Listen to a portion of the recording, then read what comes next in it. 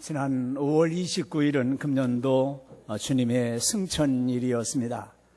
금년의 부활절이 4월 20일이었기에 주님은 부활해서 40일 동안 살아계심을 보이시다가 모인 제자들이 지켜보는 중에 하늘로 올라가셨습니다.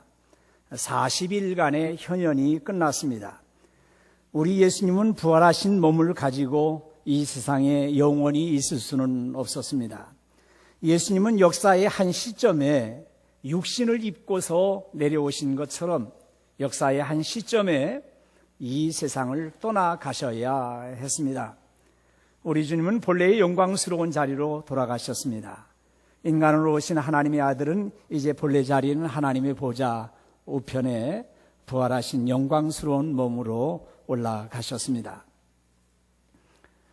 예수님께서 이 땅에 40일 정도 더 부활하신 연후에 계시다가 제자들을 데리시고 베다니 앞까지 나가서 손을 들어 그들에게 축복하시고 축복하실 때에 그들을 떠나서 하늘로 올라가십니다. 베다니가 내려다 보이는 감람산 정상으로 가시다가 감람산 정상에서 승천하셨습니다.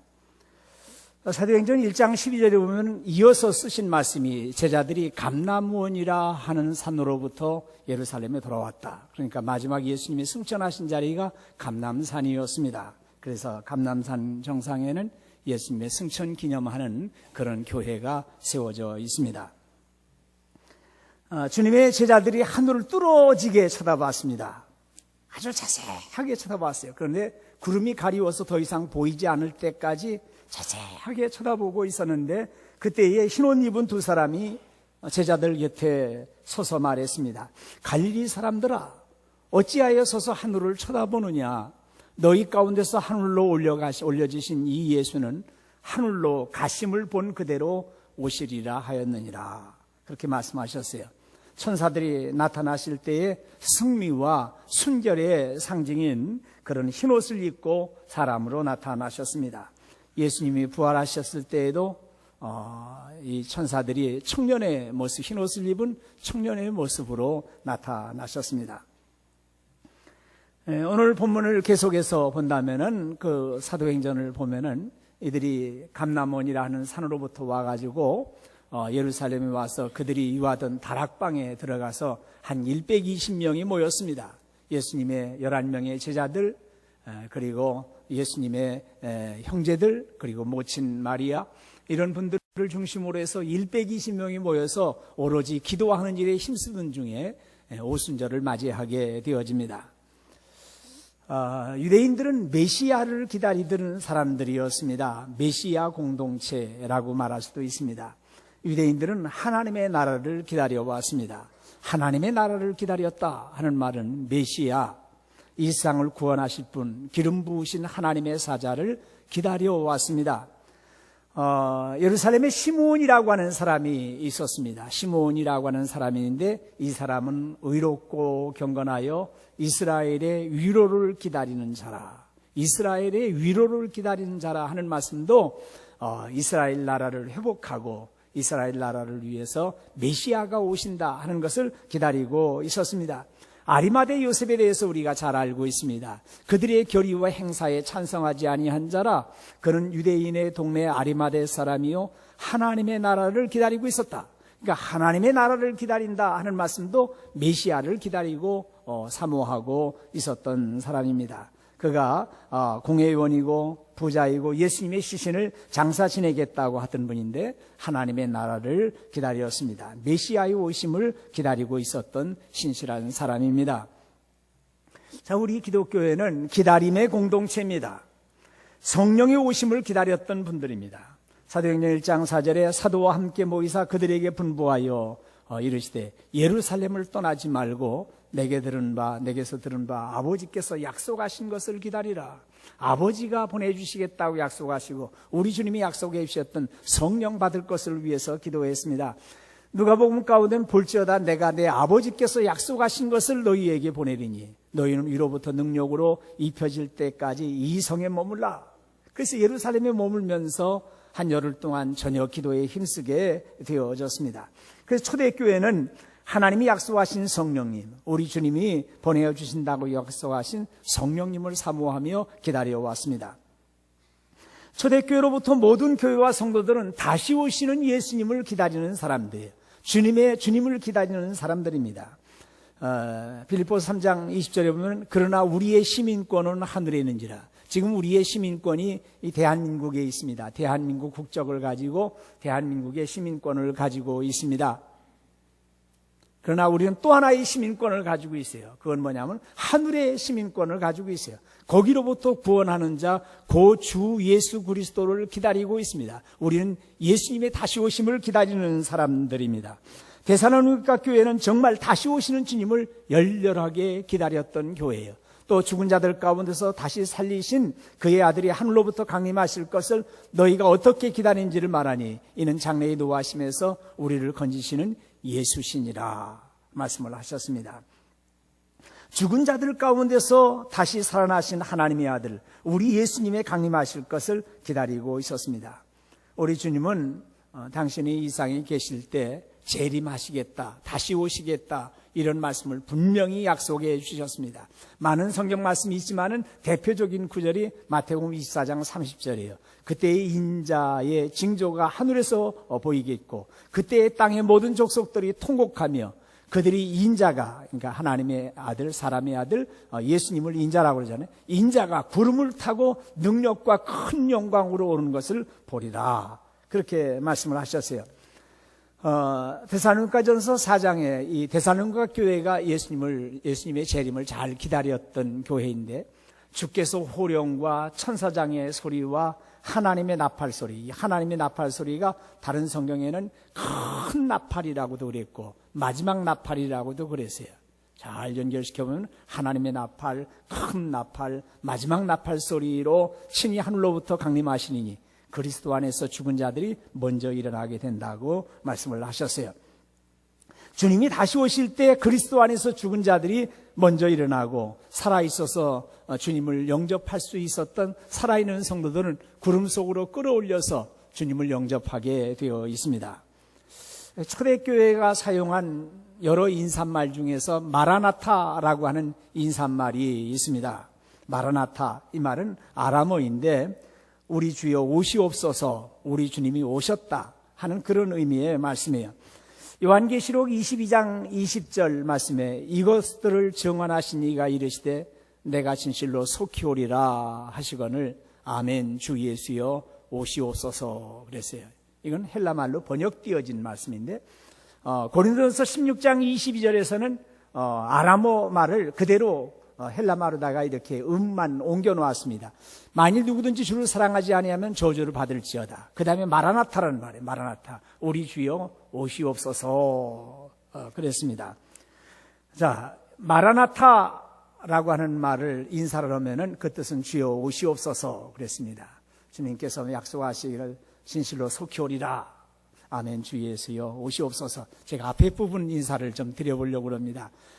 그러면 뒤에 있는 부분들을 여러분들이 다 받아서 좀 하시면 좋겠습니다. 마라나타, 진실로 속히 오리라.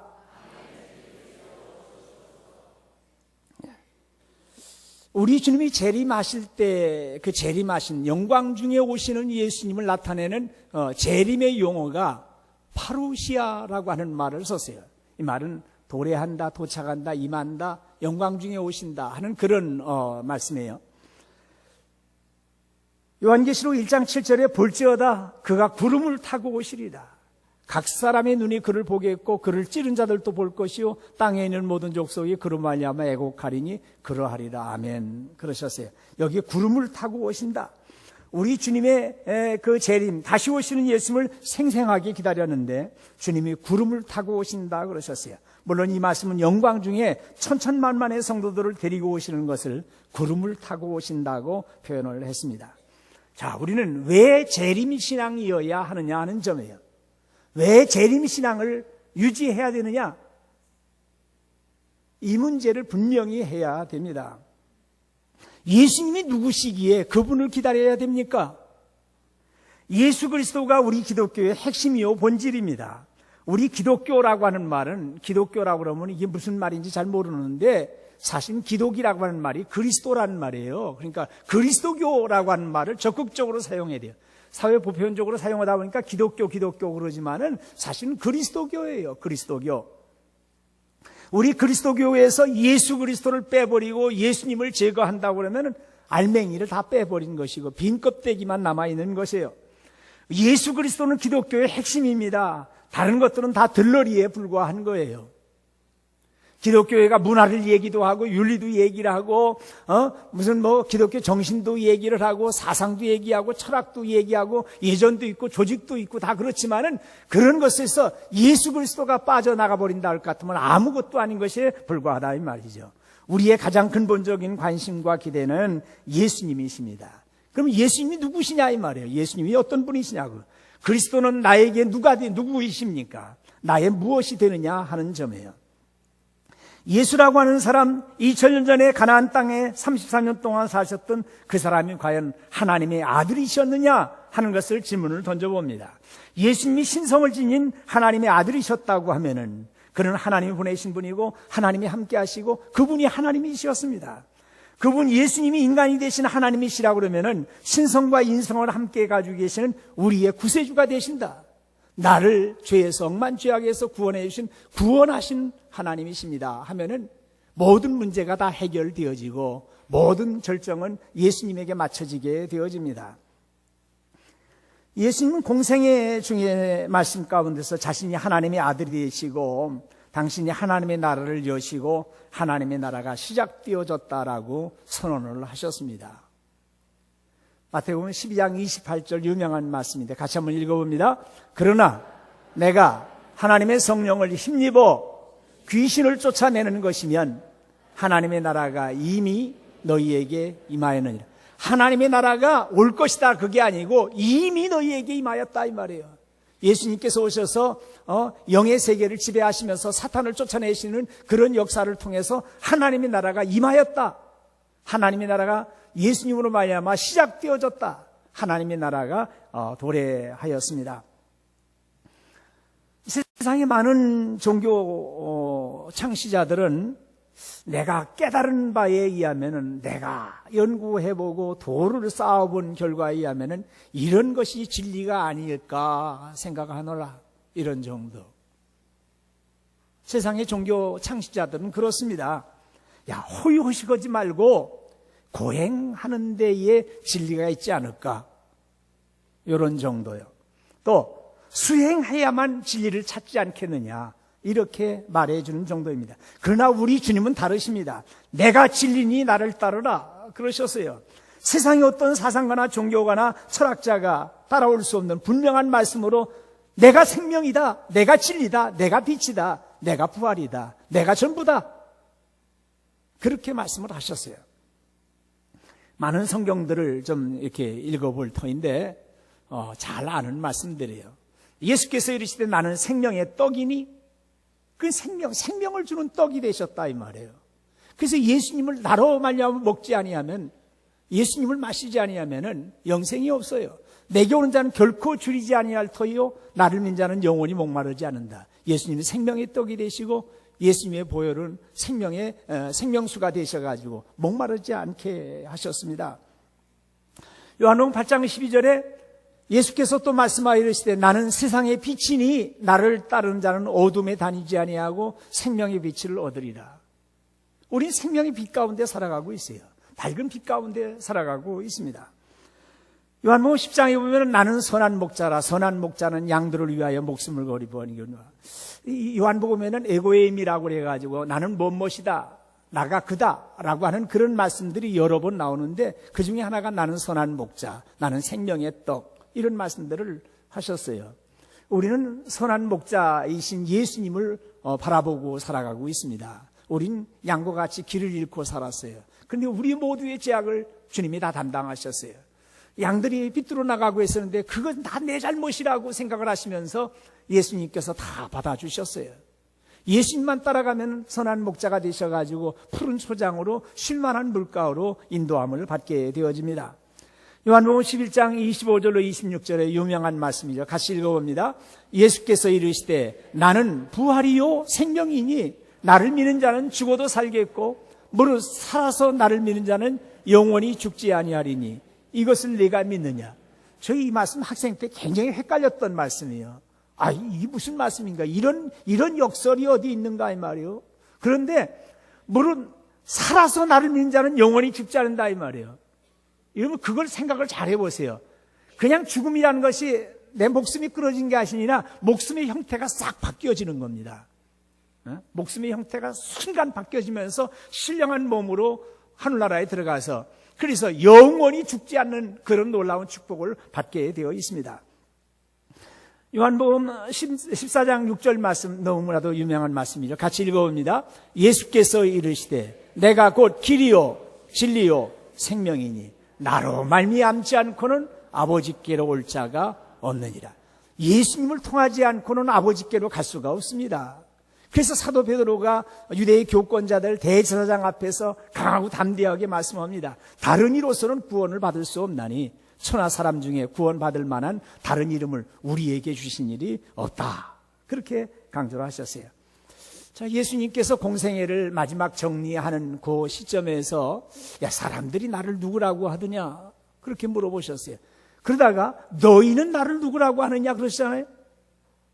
여기 여러분들 너희라고 하는 말씀 가운데 여러분들의 이름을 부르고 계세요. 그 만일 설교를 하면서 이게 남 얘기로 듣고 앉았다고 그러면 뭐로 와서 앉아 있습니까? 야 성모 너는 나를 누구라고 하느냐? 제 이름 불렀잖아요. 여러분들 똑같이 그 순간에 여러분들의 이름을 부른 거예요. 너는 나를 누구라고 하느냐? 여기에 대답을 해야 됩니다. 예수님은 당대의 사람들에게 물어보신 것만이 아니고 근데 예수님 말씀은 아브라함도 모세도 구약에 있었던 모든 선지자들도 예수님이 오실 것을 바라보고 믿었다. 그런 말씀을 하세요.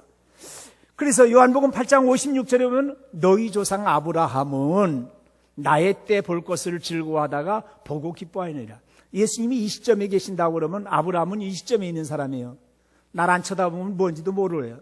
이 시점에 있단 말이에요. 그러니까 오실 메시아를 바라보면서 믿은 분이고요. 우리는 이쯤에 있어요.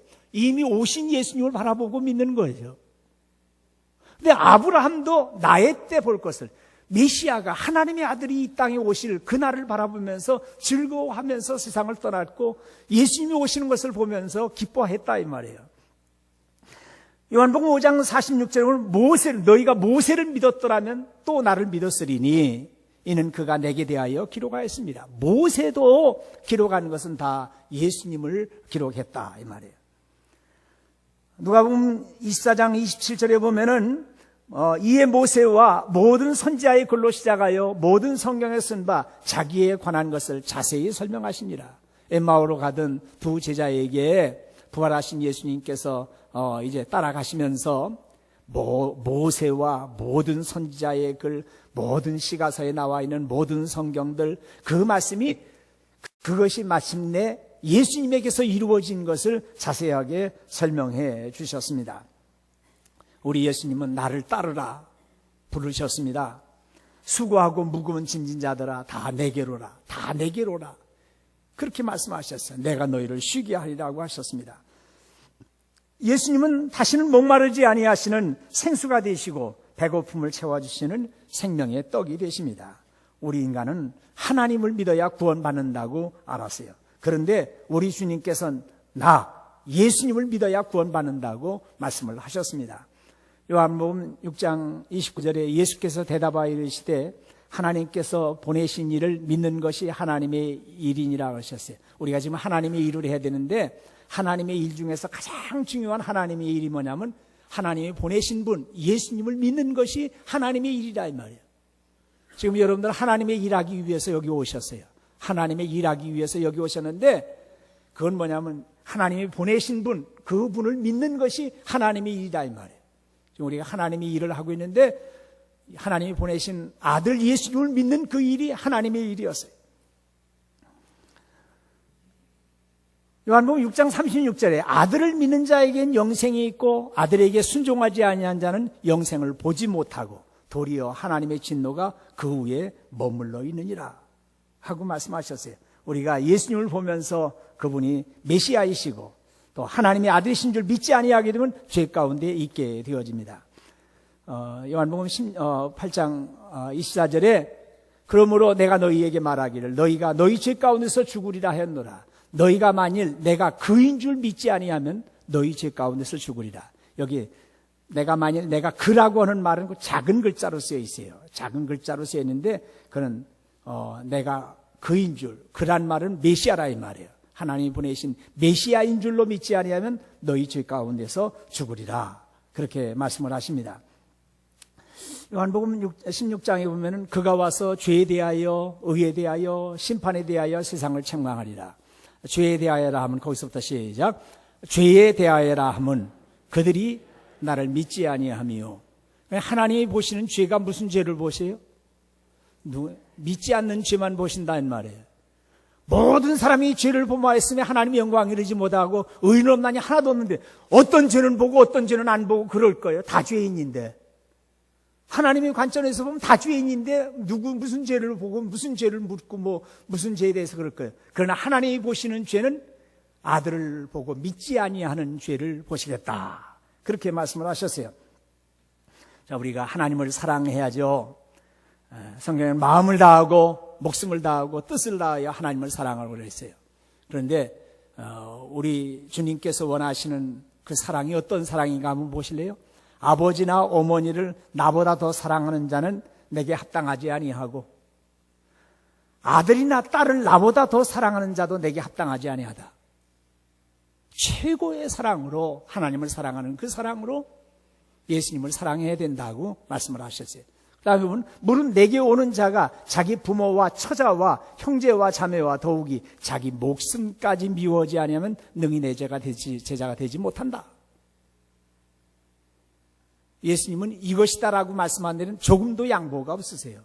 분명하게 말씀하셨단 말이에요. 주님은 말씀하십니다.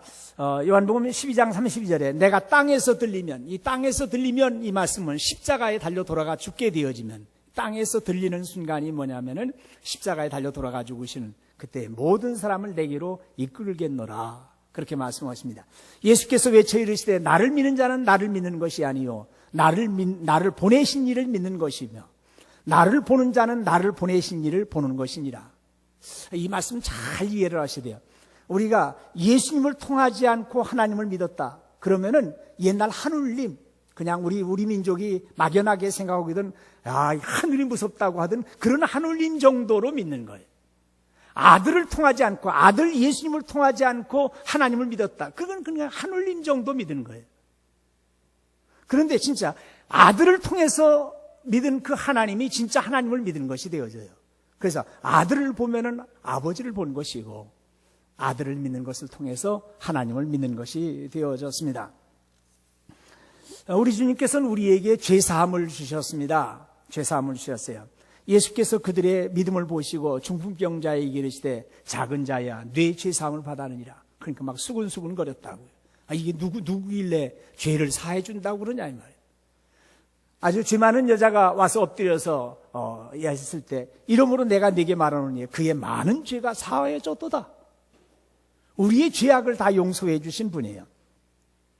우리 주님은 물을 변하여 포도주 되게 하시면서 시작을 해가지고 수많은 병자들을 고치시고 이적을 행하시고 바다의 풍랑을 잔잔케 하시고 바다 위로 걸어오시고 그러다가 오병이 오르다가 5,000명을 먹이시고 이러시면서 마침내 사람을 살리시는데 죽은 사람들을 살리시기도 하십니다. 우리 주님은 위대한 스승 정도가 아닙니다. 4대 성인의 반열에다가 둔다고 해서 학생 때 4대 성인이 누구냐 이런 얘기도 했는데 그때 한참 잘 믿을 때인데 주일학교에 열심히 나가고 있었는데 4대 성인 얘기하니까 속이 상하더라고요. 예수님이 주님이신데 우리를 위해서 십자가 달려 돌아가지고 주님이신데 무슨 4대 성인 가운데 한 사람을 두려고 그래? 속이 상했는데 학생 때 공부한 것은 공부한 거고 우리의 신앙 고백은 또 신앙 고백이에요. 찰스 램이라고 하는 분이 이런 얘기입니다. 만일 섹시피어가 이 방에 들어온다면 우리는 모두 일어나 그를 맞이할 것이다. 그러나 만일 주님이 이 방에 들어오신다면 우리는 모두 꿇어 엎드려 그의 옷자락에 입맞출 것이다. 그러셨어요. 저는 우리 주님의 다시 오심을 간절히 사모하고 고대하며 준비하는 신앙을 가져야 된다고 여러분들에게 꼭 말씀드리고 싶어요. 저와 함께 신앙생활 하셨던 분들은 세상의 마음 빼앗기지 말고 이 거짓된 세상에 물들지 아니하고 끝까지 믿음 지키면서 신앙생활 잘 하시다가 주님 앞에 아름다운 모습으로 서실 수 있기를 주님의 이름으로 축원드립니다. 세상이 말이야 온통 미쳐만 가요. 소망이 보이질 않습니다. 지금보다 더 잘 살고 평강을 누리고 가람이 없는 세상이 되리라는 것은 허황된 꿈에 불과합니다. 온통 뒤죽박죽이에요. 온통 속이고 빼앗고 짓밟고 무너뜨리려고 그럽니다. 제가 어떤 연속극을 한 번 봤는데 세상에 거짓이라는 거짓은 다 동원하고 세상에 남 속여먹고 무례하기 짝이 없고 안면몰수하고 세상에 나쁜 짓이란 나쁜 짓은 다 보여주고 있더라고요. 안 그런 연속극 있나 봐봐요. 안 그런 연속극 있는가? 창피하고 말이에요. 우리 민족이 다 이렇게 모양이 됐나 싶을 만큼 그냥 속에서 우라통이 터져 나오는데 다 거짓된 거예요. 다 거짓된 거예요. 서슴지 않고 거짓을 행해요. 얼마나 뻔뻔스럽게 연기들을 또 하는지 말이에요. 우리 주님이 다시 오셔야 이 땅은 희망이 있습니다. 그리고 사랑이 지배하는 하나님의 나라가 임하여야만 우리는 영생복락을 누리게 되어집니다. 예수님은 인류의 소망이십니다. 주님께서 말씀하십니다. 너희는 마음에 근심하지 말라. 하나님을 믿으니 또 나를 믿으라. 내 아버지 집에 거할 곳이 많도다. 그렇지 않으면 너희에게 일렀으리라. 내가 너희를 위하여 거처를 예비하러 가노니 가서 너희를 위하여 거처를 예비하면 내가 다시 와서 너희를 내게로 영접하여 나 있는 곳에 너희도 있게 하리라. 그렇게 말씀을 하셨어요. 초대교로부터 우리가 신앙 고백으로는 암송하는 사도신경에도 예수님이 다시 오신다고 기록이 되어 있어요. 고백합니다. 니케아 신조에도 콘스탄티노플 신조에도 그리고 근세에 와서 이루어진 웨스트민스터 신앙 고백에도 모두가 다 다시 오시는 주님. 그래서 우리 주님은 하늘에 올라가셨습니다. 하나님 보좌 우편에 앉아 계시다가 거기로부터 살아있는 자와 죽은 자를 심판하러 오십니다. 다시 오십니다. 재림하십니다. 하나님은 하나님의 약속하신 것을 결코 소홀히 여기는 법이 없습니다. 이제 마지막 남으신 하나님의 약속, 그 재림에 대한 것은 성경에 300번도 이상이나 기록되어져 있는 예언입니다. 대표적인 성경 구절이 볼지어다 그가 구름을 타고 오시리라. 각 사람이 눈이 그를 보겠고 그를 찌른 자들도 볼 것이요 땅에 있는 모든 족속이 그로 말미암아 애곡하리니 그러하리라 그러셨어요. 이르되 갈릴리 사람들아 어찌하여 서서 하늘을 쳐다보느냐. 너희 가운데서 하늘로 올려주신 이 예수는 하늘로 가심을 본 그대로 오시리라 하였느니라 하셨어요. 제임스 케네디라고 하는 유명한 목사님이 계시는데 그분이 쓰신 책 중에 내가 믿는 이유라고 하는, 그래서 한 12강자 정도로다가 되어 있는 항목별로다가 해서 내가 재림을 믿는 이유 뭐 그런 것이 마지막에 있어요. 그 가운데서 크리스티나 로세티라고 하는 사람이 한 여자분의 간증을 기록을 해놓은 것이 있어요. 이런 내용이요. 그가 아주 장엄한 교향악단이 연주하는 연주를 감상하는 순간이었어요. 근데 갑자기 눈 깜짝할 사이에 그 연주자들의 모든 손이 순간 착 펼쳐지면서 악보를 싹 내미는 거예요. 모든 연주자들이 순간 손을 쫙 내미는 순간 1초도 안 걸리게끔 살짝 악보를 착 넘기면서 여전히 또 새로운 계속해서 곡을 연주해 나가는 거예요. 그때 성경 말씀이 확 지나갔대요. 모든 사람들이 눈이 일순간에 탁 재림하시는 예수님을 순간 보면서 그 다음에 계속해서 새로운 세계로 펼쳐진다 이 말이에요. 각 사람이 그를 보겠다. 각 사람, 모든 세계 모든 사람들이 주님을 보겠다 그러셨어요. 그 순간에 우리 주님과 더불어서 영생복락을 누리는 새로운 세계로 들어가게 되어 있습니다. 어린아이들이 태어날 때 엄마 뱃속에서 한 10개월 정도 있잖아요. 280일 정도 있는데 더 있으면 엄마도 죽고 아기도 위험하고, 거기서 안 나오게 되면은 죽어서 나와야 돼요. 그러니까 참. 그래서 어린아이를 가지고 출산하는 분이 내가 다시 이 고무신 신겠나 이런 얘기도 했었잖아요. 그런데 우리 민족은요, 아이들이 태어날 때 엉덩이가 시퍼렇게 멍들어 가지고서 태어나요. 애들이 다 시퍼렇게 멍들었는데 우리 민족의 특별한 아마 그런 전통이에요. 자, 10개월이 차면은 엉덩이가 시퍼렇게 때려서라도 내쫓아 버립니다. 이 세상에서 천년만년 살아가게 하지 않고 100년 미만. 옛날에 근 1000년을 살아가던 시대가 있었는데 하도 죄만 지으니까 지금 와서는 100년 미만으로 살게 하셨어요. 그거는 엄마 뱃속에서 준비했던 시간, 이 세상에 나와서 적응할 수 있는 시간 정도만 엄마 뱃속에 있었어요. 그러나 마찬가지로 이 땅에 우리가 살아가는 것도 하늘나라에 가서 적응하고 살아갈 수 있을 만큼의 시간만 주세요. 모든 거 다 해보라고 주어진 시간은 아니에요. 그러나 우리는 하늘나라 갈 수 있는, 준비할 수 있는 충분한 시간이 있습니다. 하나님 사업을 위해서 열심히 일하다가 주님을 맞이해야 됩니다. 말씀을 정리하겠습니다. 우리 주님은 우리를 위해서 십자가에서 대속의 피를 흘려주시고 우리의 죄를 대신 갚아주셨습니다. 우린 예수님의 보혈로 구원받은 하나님의 자녀들입니다. 우리 주님은 마지막으로 우리를 위해서 거처를 예비하셨고 다시 오셔서 사랑하는 자녀들을 영원한 집으로 인도하시겠다고 약속해 주셨습니다. 사랑하신 성도 여러분, 다시 오심하고 약속하신 주님을 기다려야 합니다. 우리 기독교인들과 교회는 주님을 기다리는 공동체입니다. 한 사람도 세상의 마음 빼앗기지 말고 주님 오실 때 다 들려올림 받으실 수 있는 여러분들이 다 되시기를 주님의 이름으로 축원드립니다. 기도하십시다. 은혜로우신 우리 하나님 아버지, 은혜를 감사합니다. 주님, 우리들을 위해서 십자가 달려 돌아가 죽으시고 또 우리에게 영원한 생명을 허락해 주시고 영원한 복락을 누리게 하기 위해서 주님 다시 오신다고 말씀을 해 주셨습니다. 다시 오시는 주님을 손꼽아 기다리는 우리 모든 성도들 되게 하시고 주님 오실 때 잘했다 충성된 종이라고 칭찬받으면서 주님 앞에 아름다운 모습으로 설 수 있도록 준비하는 우리 모든 성도들이 되게 하여 주시옵소서. 세상의 과도한 욕심에 빠져가지고 세상 중심으로 살다가 주님 오실 때 주님께서 나는 너를 모른다고 하는 자리에 들지 않게 해주시고 주님 손꼽아 기다리며 주님 보시기 아름다운 신앙으로 날마다 그렇게 단장하는 신부와 같이 살아갈 수 있도록 인도하여 주시옵소서. 믿사옵고 우리 주님 예수 그리스도의 이름으로 기도하옵나이다. 아멘.